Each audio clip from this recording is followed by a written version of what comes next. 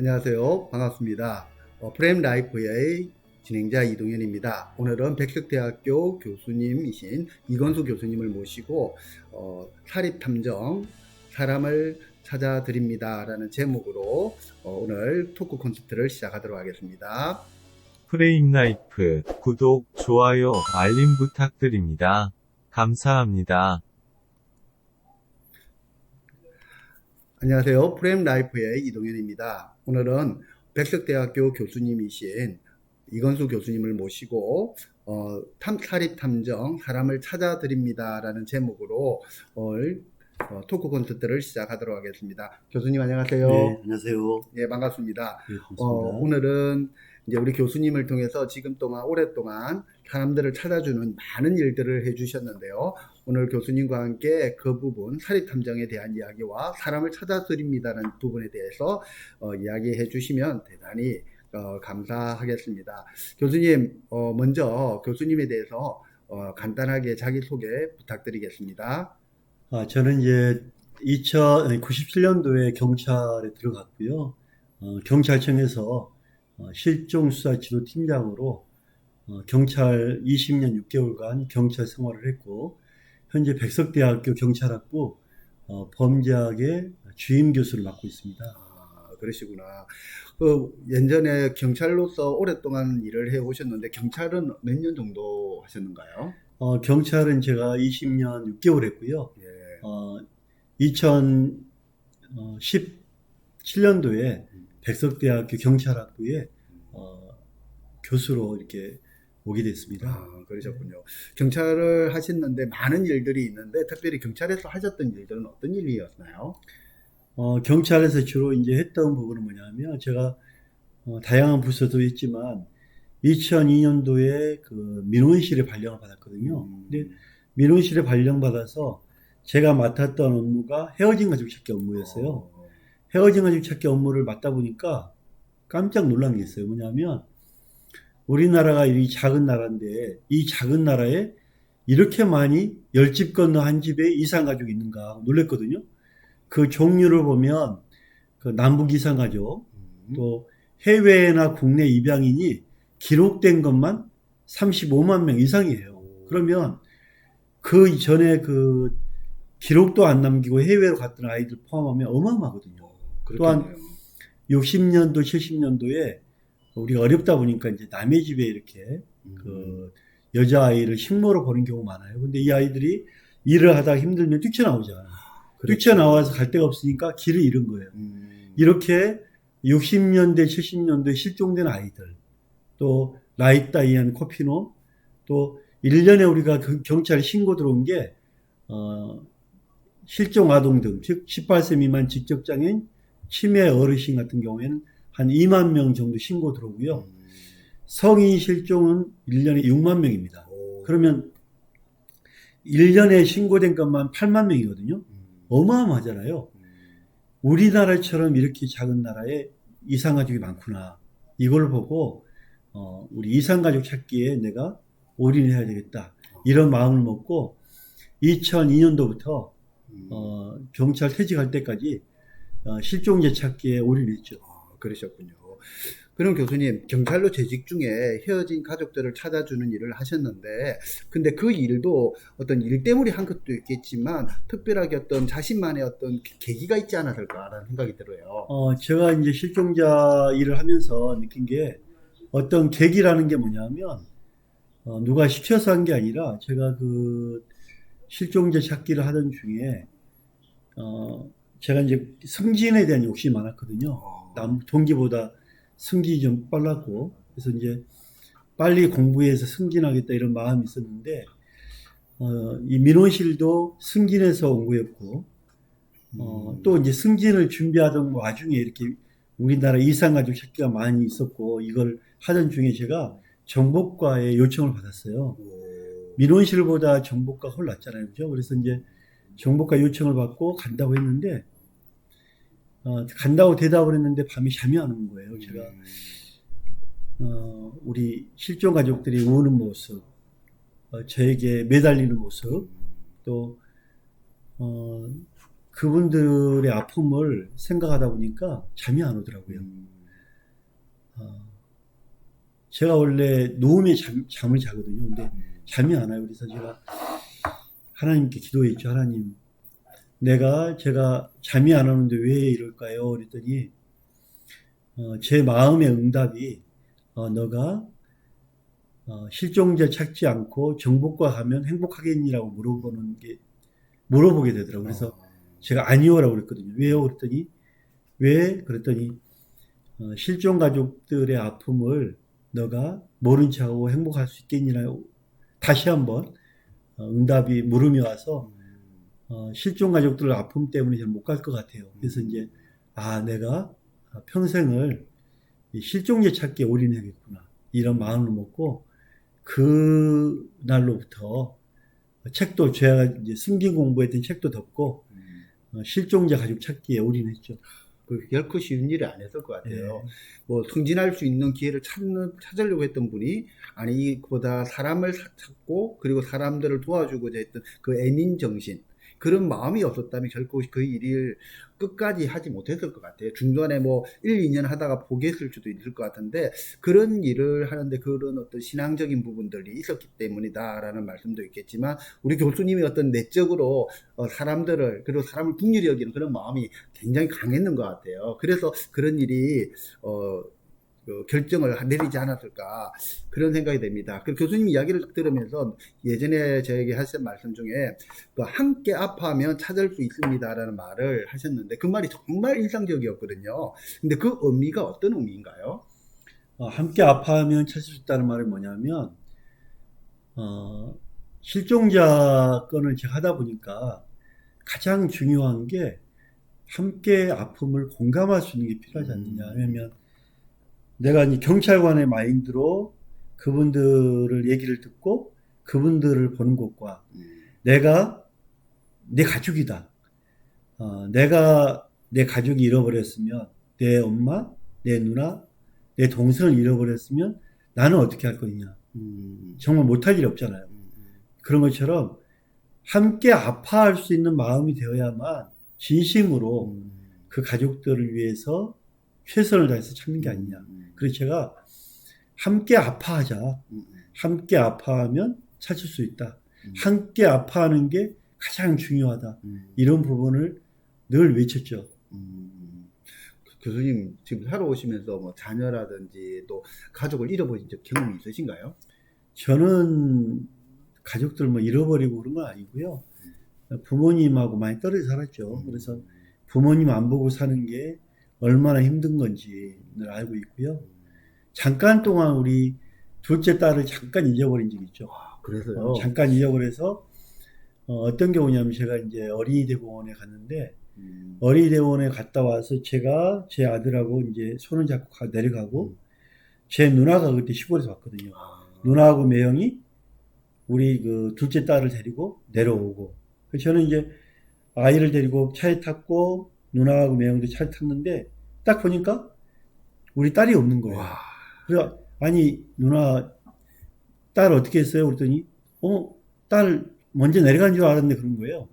그래서 이제 소리를 지르고 그 어린이 대공원부터 막 뛰어다녔죠. 뛰어다녔는데 한 구석에 울고 있더라고요, 딸이. 그래서 정말 큰일 날 뻔했죠. 그런 자식을 잃어버린 부모 마음이 어떤 건지는 잠깐이나마 놀래서 뭐 제가 뭐 저도 반정신이 나간 상태로 소리 지르고 막 다녔으니까요.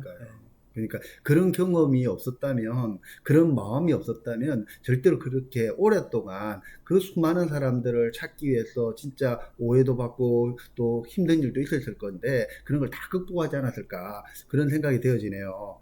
그러면 교수님 그 2002년부터 우리 5,600명의 실종자를 정복시켰다는 말씀을 들었는데요.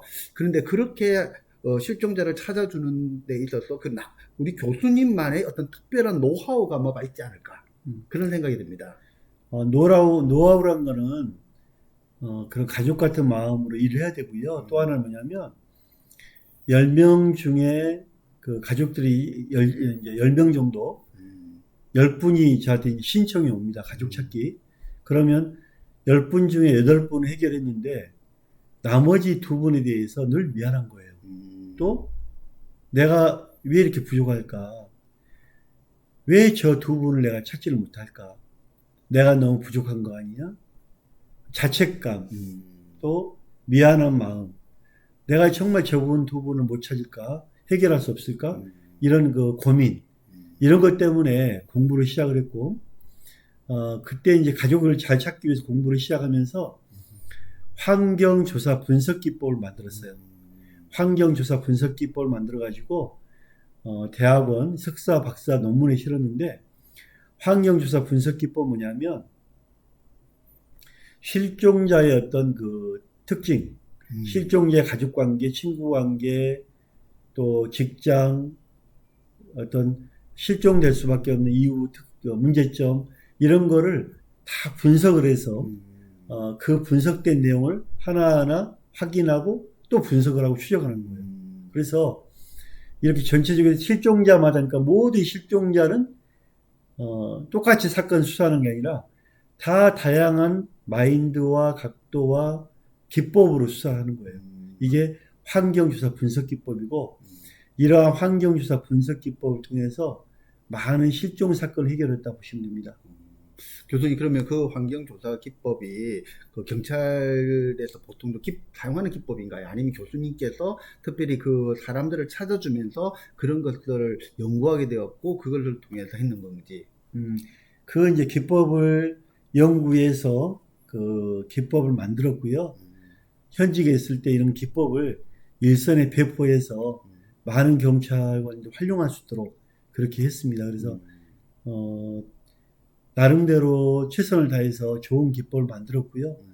또 현직 경찰관들이 잘 활용하고 있어서 늘 앞으로도 좀 더 깊은 방법으로 이런 기법을 잘 활용했으면 하는 그런 마음이죠. 그러셨군요. 알겠습니다.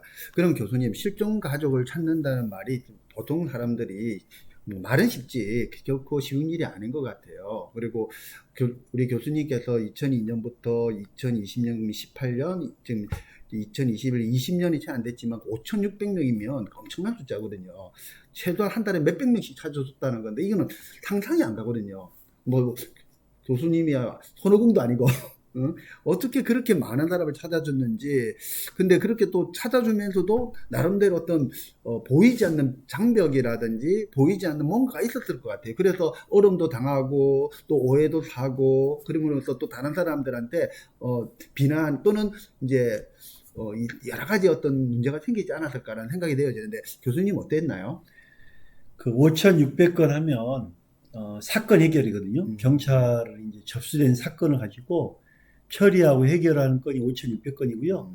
이거 이제 프로파일링 시스템에 이건수란 이름으로 조회해서 통계를 뽑았던 건이고요. 모두 다 만났다, 이건 아니고 처리했다, 마무리했다 이렇게 보시면 되겠고요. 그 중에 이제 많은 사람이 상봉을 찾았는데 상봉을 하면서 이제 어려움이 뭐냐면 제가 이제 기억나는 게 실종자를 찾기 위해서 한 집을 갔는데, 한 그 회사를 갔는데, 그 회사가 이제 우리가 그 드라마나 방송에 이렇게 사람을 모아서 출연시키는 그런 회사인데, 그분이 약간 아프신 분 같아요. 이제 설명하는 와중에 갑자기 이분이 소리 지르면서 그 플라스틱 뚜껑을 집어 던져가지고 다리에 옷이, 양복이 찢어지고 피가 나고, 야, 이 사람을 처벌해야 되냐, 뭐 이렇게 좀 너무 화가 나가지고 그런 고민도 많이 했고요. 근데 아프니까 넘어가자고 넘어간 적도 있고요. 또 하나는 이제 남의 집에 갔는데 기웃기웃도 하고 우편물도 보고 하니까 도둑으로 오인해서 112 신고해서 경찰관이 출동해서 신원조사하고 그런 적도 좀 있었고, 또 하나는 이제 가장 힘든 게 방송이라든지 신문에 많이 나가잖아요. 나가면 유명해지려고 사람 찾냐, 성공하려고 찾냐, 이런 말을 너무 많이 들었어요. 그래서 제가 실종 업무를 하면서 한 15년 넘게 이런 얘기를 듣다 보니까 이제 사람이 같은 얘기를, 사람을 찾으면 너 성공하려고, 방송 나가면 너 왜 유명해지려고, 이런 얘기를 너무 많이 듣다 보니까 너무 힘들더라고요. 근데 이런 얘기를 이제 듣다 보니까 굳어져 가지고 뭐라 하든지 간에 그냥 이 일이 옳은 일이고 언젠가는 시간이 지나면 내 마음을 알겠지. 이런 마음으로 실종자 찾기에 올인했죠. 그러니까 하다 보면 누구나 어려움이 있다고 봐요. 그래서 다 지난 일이지만 그런 아픈 한때가 많이 있었죠. 그리고 뭐 교수님 이야기를 들어보니까 지난번에 그 인권위원회에도 제소돼가지고 또 참 어려움도 많이 당했다는데 그건 어떤 내용인가요? 인권위원회 진정했던 건 뭐냐면 이분이 이제 장기 실종자를 찾는 분이에요. 근데 이분이 이제 못 찾아주니까 그러니까 이분이 어떤 분이냐면 일선 경찰서에 민원을 넣었는데 해결이 안 되니까 본청에 있는 저를 찾아온 거예요. 그러니까 경찰서 해결 안 된 거를 제가 이제 받았죠. 받아서 이제 일을 하다 보니까 이분이 이제 인권위 진정을 넣었어요. 왜냐하면 일을 안 한다.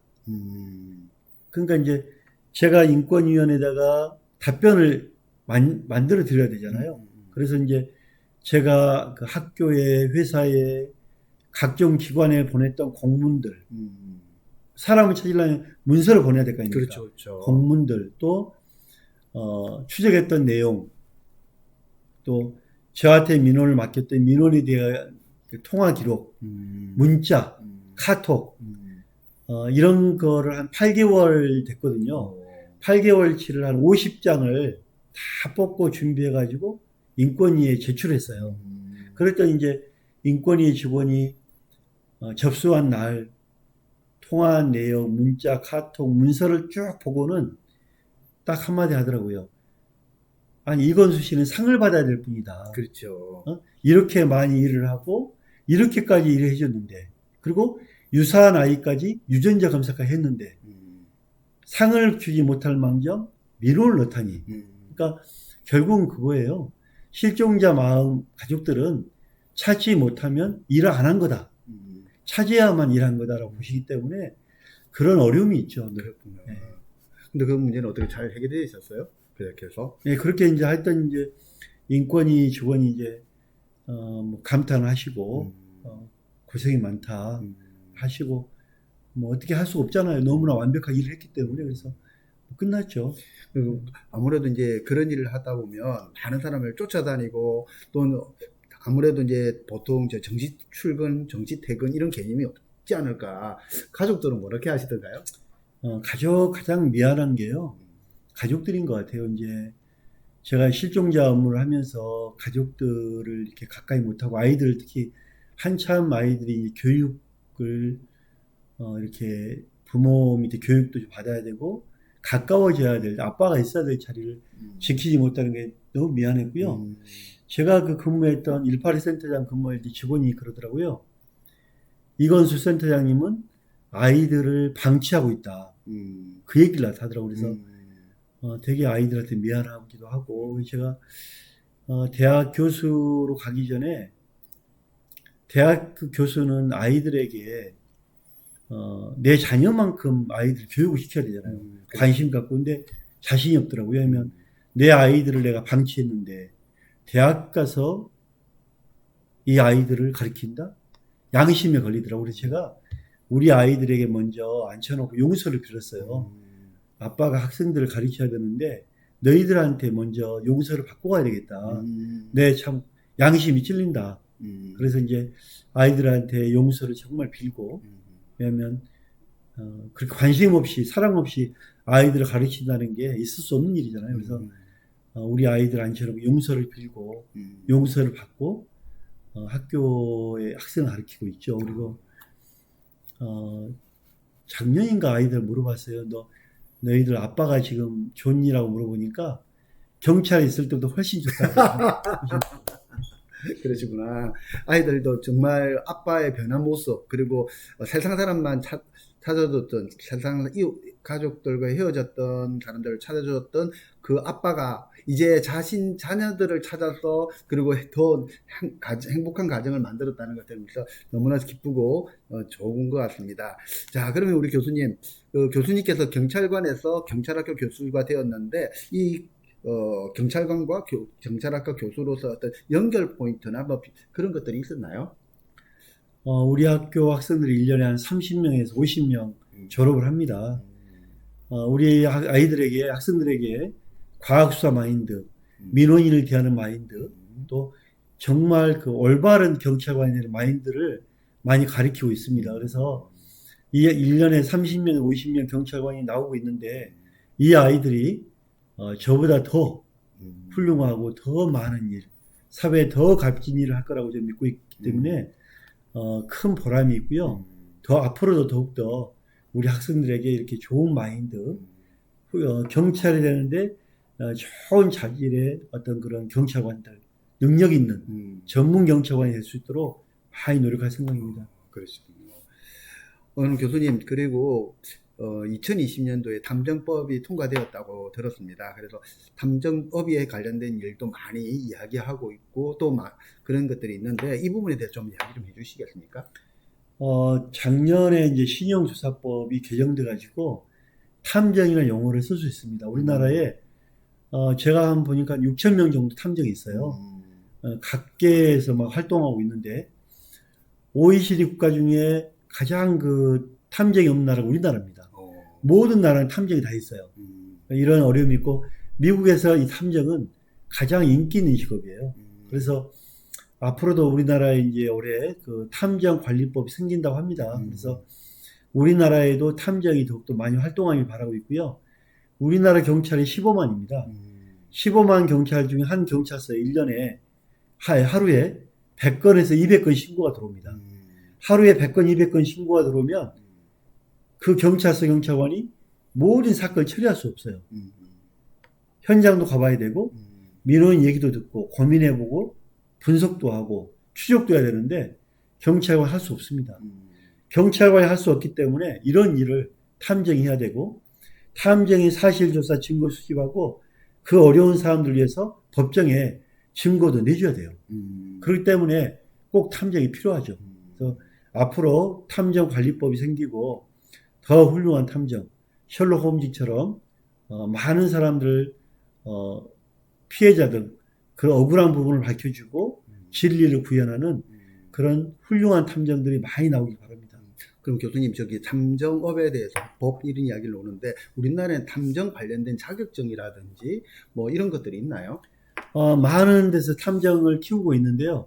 저희 백석대학교에 있는 그 창업지원단에 이건수 CS 탐정센터에서 탐정 교육을 시키고 탐정 자격증을 주고 있습니다.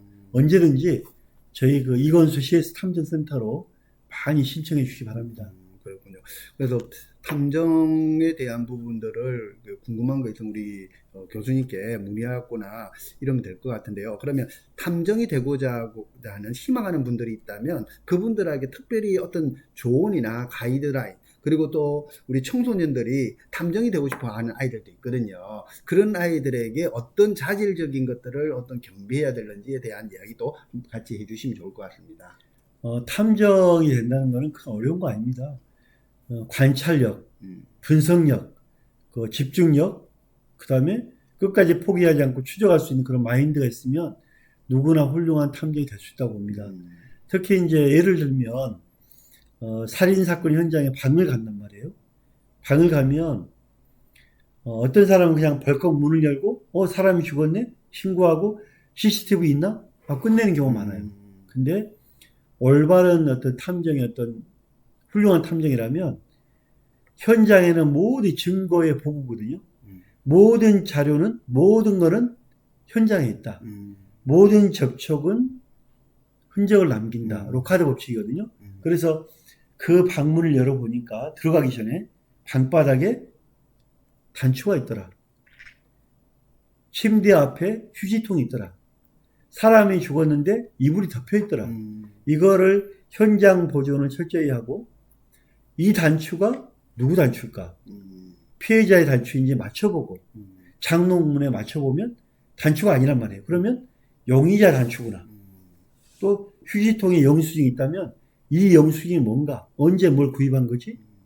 그러면 이 영수증을 가지고 마트에 몇 시 몇 분에 계산을 할 때 누가 함께 있었는가? CCTV에 어떻게 움직였는가?